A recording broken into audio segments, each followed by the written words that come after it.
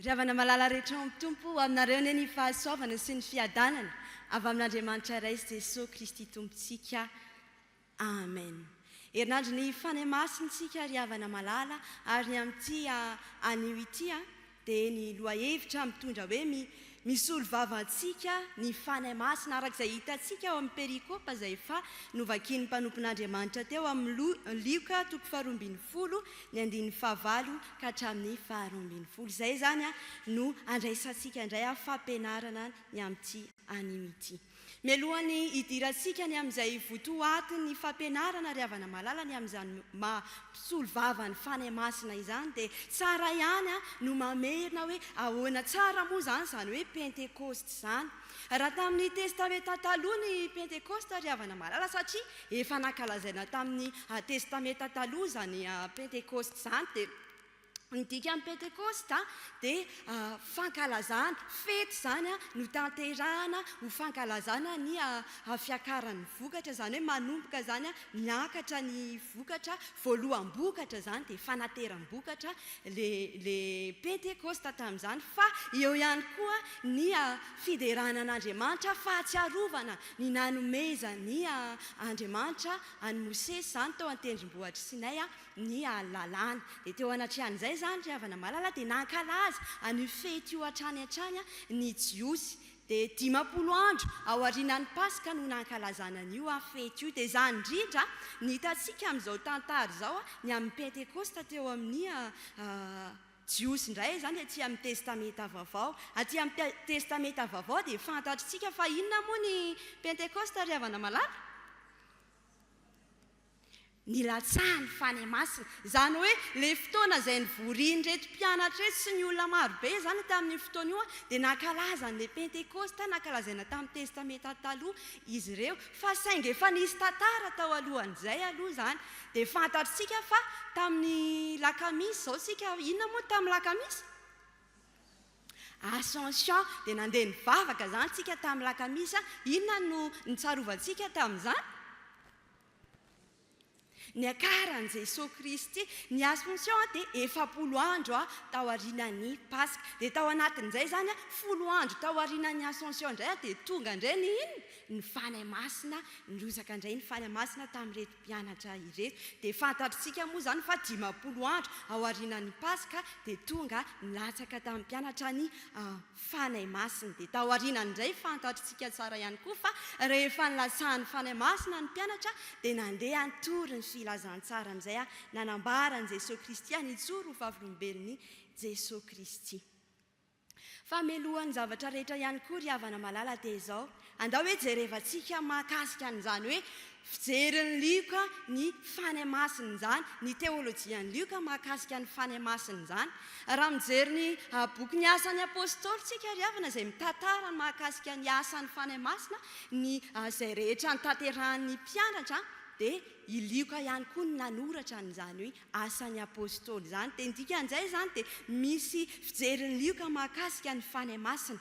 Ny filazantsara araka ny Lioka ry havana malala dia nisoratana ho an'ireo kristianina izay tojo fanenjehana fitsarana teo ambanin'ny vahoan'ny fanjakana Rômana zany dia nisy fanenjehana mafy dia mafy fa nisy ihany koa izay ady teo amin'ny San'ny Jiosy nisy tsy fifanarana zany teo amin'ny San'ny Jiosy zany hoe tena nisy fanenjehana mafy dia mafy nisy tahotra nisy fanilikiliana ny finoana kristianina nisy tsindry azo rena ara-pivavahana ary arak'ilay fanambara teo dia nisy ihany koa ny fandrahonana ara-politika izay nataon'ny fanjakana Rômana teo anatrehan'izany. Dia arak'izany aran'izao ny fijerin'ny Lioka izany hoe fanahy masina izany ny asan'ny fanahy masina zany ny fanahy masina voalohany indrindra dia izao hoe manambara ny fisian'Andriamanitra manambara ny fisian'Andriamanitra. Raha miresaka manokana any amin'ny Lioka tsika ry havana malala dia tsy misy filazantsara miresaka betsaka kokoa ny amin'izany mahakasika ny fanahy masina izany fa Lioka sy ny asan'ny apôstôly moa zany arak'izay efa nambarantsika teo miresaka betsaka ny amin'izany fanahy masina izany dia arak'izany hoe ny fanahy masina no manambara ny fisian'Andriamanitra. Raha vao mijery ny boky ny Lioka tsika dia hitantsika ao ny amin'ny jaona mpanao batisa ao amin'ny Luka toko voalohany ny 5:12 jaona mpanao batisa dia feno ny fanahy masina ary hitantsika ihany koa i Maria izay nohenoiny ny fanahy masina ary eo ihany koa Zakaria izay naminany tamin'ny alalan'ny fanahy masina ary Simeona izay notarihan'ny fanahy masina ihany koa. Midika izany ry havana malala fa rehefa miasa ny fanahy masina dia miseho ny fanatrehan'Andriamanitra, hitantaratra eo ny fanatrehan'Andriamanitra. Fa ny fanahy masina ihany koa dia manome hery ka mahatonga ny olona hijoro vavolombelona, mahatonga fijoroana vavolombelona. Dia hitantsika tamin'i Jesosy Kristy moa izany, i Jesosy Kristy arak'izay efa fantatritsika, hitantsika ao amin'ny Luka toko 7 ny 12:20 dia izao notorotoroina tamin'ny fanahy masina Jesosy. Fa Jesosy Kristy koa dia nentin'ny fanahy masina taiza ry havana malala. Tany an'efitra izy nalain'ny devoly fanahy tany an'efitra izany hitantsika ao amin'ny Luka toko 4 ny 1 ny mahakasika an'izany. Fa Jesosy Kristy ihany koa dia nitory ny filazantsara tamin'ny alalan'ny herin'ny fanahy masina. Hitantsika ao amin'ny Luka toko 4 ny 19 ny mahakasika an'izany. Noho izany ary havana malala izay nataon'i Jesosy Kristy niasa tamin'ny alalan'ny herin'ny fanahy masina dia izay raha teo koa ny tokony ataontsika fiangonana miasa amin'ny alalan'izany herin'ny fanahy masina izany. Fa ny fanahy masina ihany koa ry havana malala dia mahatonga ny olona ho misionera, fanahy misionera izany. Ao anatin'ny boky ny asan'ny apôstôly dia tena manambara mihitsy izany asan'ny apôstôly izany hoe ny vokatry ny asan'ny fanahy masina dia lasa misionera ny mpianatra nandeha nitoro ny filazantsara tamin'ny olombelona be dia be ny mpianatra. Ary dia fantatritsika moa fa rehefa nilasaka ny fanahy masina dia nitoro ny filazantsara tamin'ny olona efa ho 3,000 mahery ny mpianatra. Arak'izany ny fanahy masina hoe mahatonga antsika ho misionera izay dia maniraka izany izy, miteny fa mandrara ihany koa ny amin'izay mety ho tsy tokony atao ary mitarika sy mampahery ihany koa.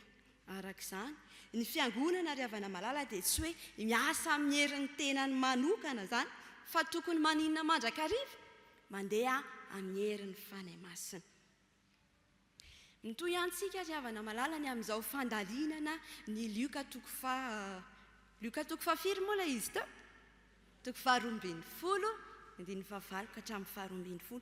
Ambarany ery amin'ny 1:12 ery raha mba mety nareo dia sokafina ny baibolinareo eo amin'izany Luka toko 12 ny andininy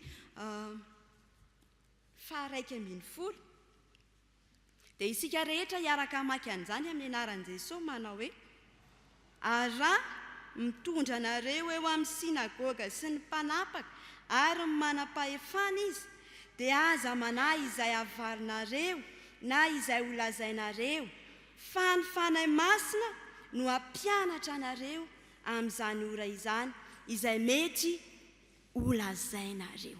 Eo amin'izay izany tsika ry havana no miditra amin'ilay hoe fanahy masina misolo vava atsika. Raha nijery ny tenin'Andriamanitra iny tsika dia mijery ny teny fototra dia ilay fanahy masina lazaina eto raha mijery ny teny fototra tsika dia pneuma no ilazany azy eto. Ny pneuma izay raha dika ara-baky teny dia rivotra fofinaina fanahy.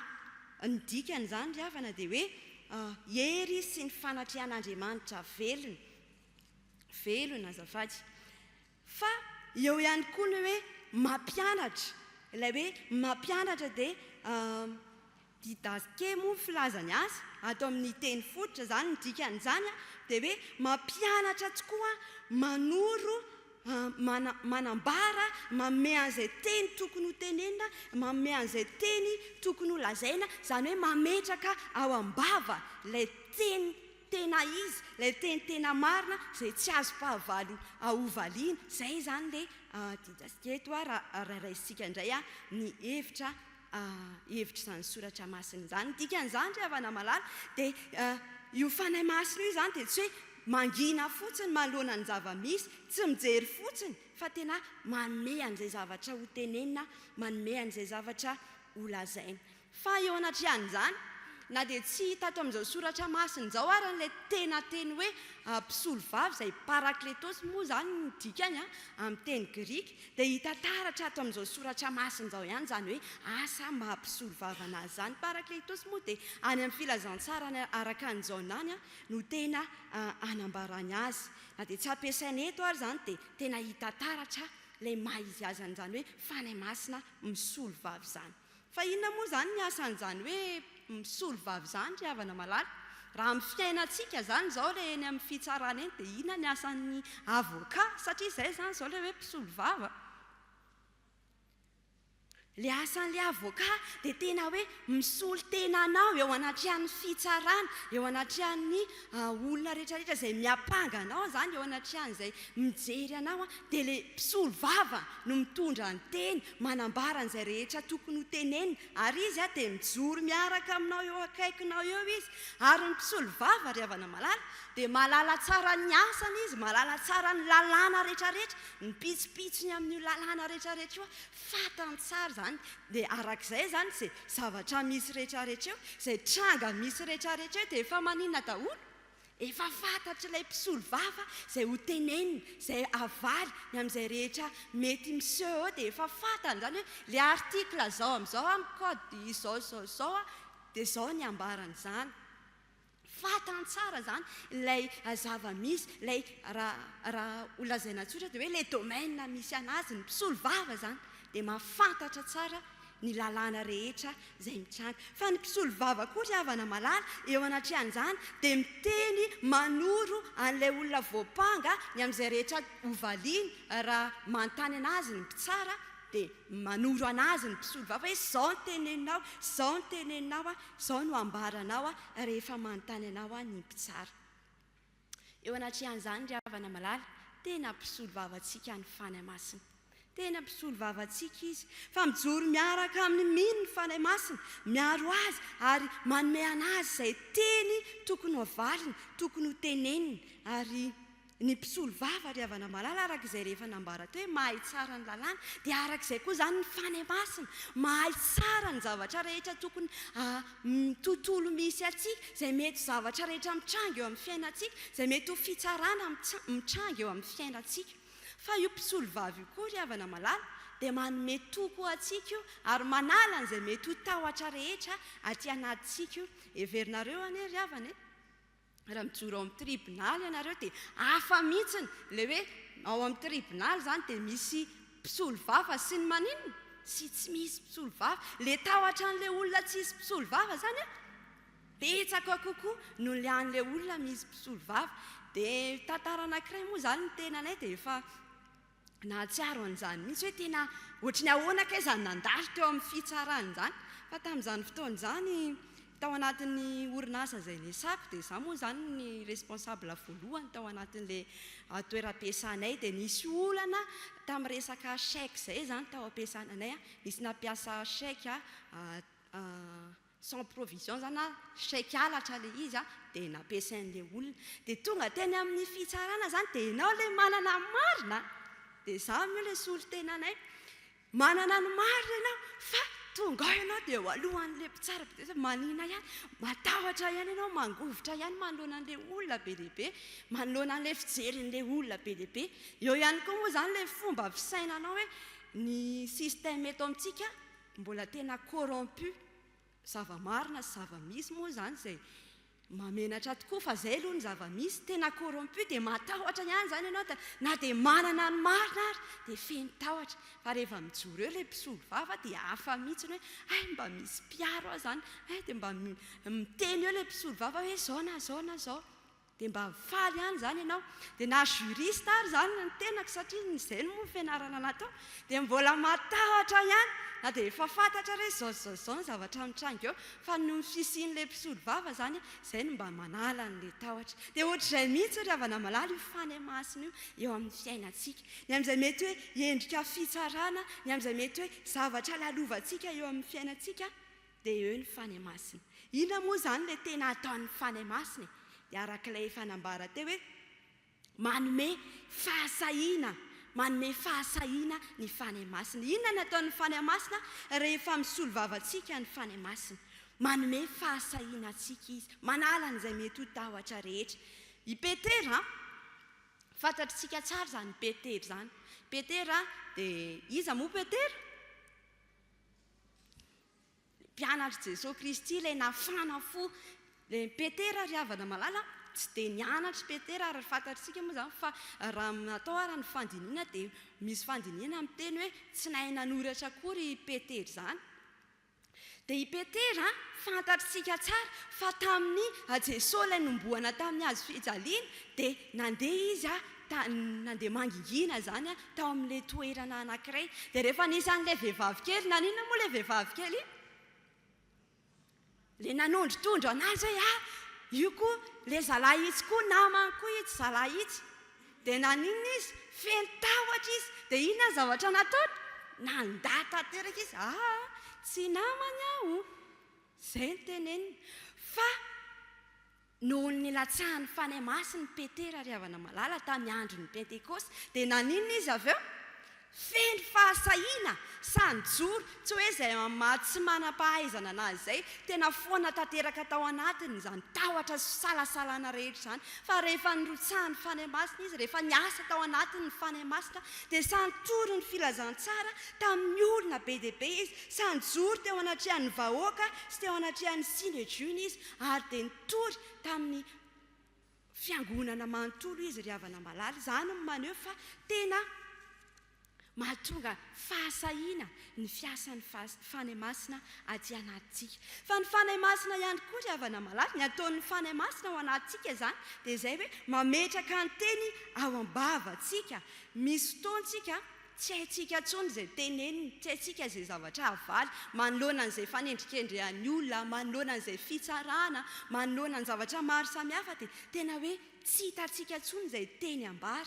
Dia ny fanahy masina zany manome antsika an'ilay teny tokony lazaina, an'ilay teny tsy azo pahavalo valiana araka an'izay efa nambarantsika teo. Fa io fanahy masina io koa ry havana malala dia ny fomba fiasany ihany koa dia miaro ny fahamarinana izy, miaro ny fahamarinana izy eo anatrehan'izay mety ho fitsarana zany, dia manao an'izay hipotrahan'ny marina izy, ny marina no asehony eo anatrehan'izany fitsarana izany. Dia ny fanahy masina zany araka izany dia tsy miaroaro amin'ny lainga izy, tsy manohanohana izay mety hoe fiatsaram-belatsihy, fireharehana, fahotana maro samihafa hafenina. Fa sao isika dia manao zatra lalandririna hoe fanahy masina zao dia manao izay ataontsika antsika, dia mbola manantena ihany fa maninona ilay fanahy masina? Isolo vavantsika. Tsy ary havana malala, tsy miaroaro amin'ny faratsiny izy fa miaro ny fahamarinana, mijoro amin'ny marina ary miaro an'izay mifikitra mafy amin'ny Jesosy Kristy sy izay mahatoky marina ny filazantsara.